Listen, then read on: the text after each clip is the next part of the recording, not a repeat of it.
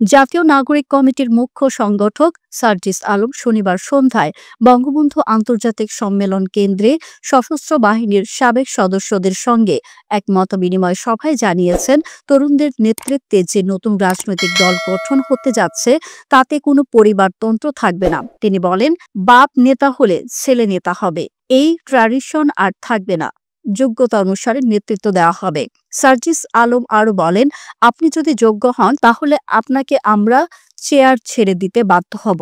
এ সময় তিনি নতুন রাজনৈতিক দলটির জন্য সশস্ত্র বাহিনীর সাবেক সদস্যদের ভূমিকা গুরুত্বপূর্ণ বলে উল্লেখ করেন এবং তাদের ভোটের রাজনীতিতে আসার আহ্বান জানান। মতবিনিময় সভায় জাতীয় নাগরিক কমিটির আহ্বায়ক নাসির উদ্দিন পাটোয়ারি, সশস্ত্র বাহিনীর অবসরপ্রাপ্ত কর্মকর্তা ও সৈনিকেরা বক্তব্য রাখেন। তারা জাতীয় নাগরিক কমিটির রাজনীতিতে নিজেদের সম্পৃক্ত করার এবং ভ্যানগার্ড হিসেবে দায়িত্ব পালন করার প্রতিশ্রুতি দেন। সার্জিস আলম বলেন, নতুন বাংলাদেশের নতুন চিন্তাধারার রাজনীতির কথা ছড়িয়ে দিন। এই রাজনীতি যেন জনগণের রাজনীতি হয়।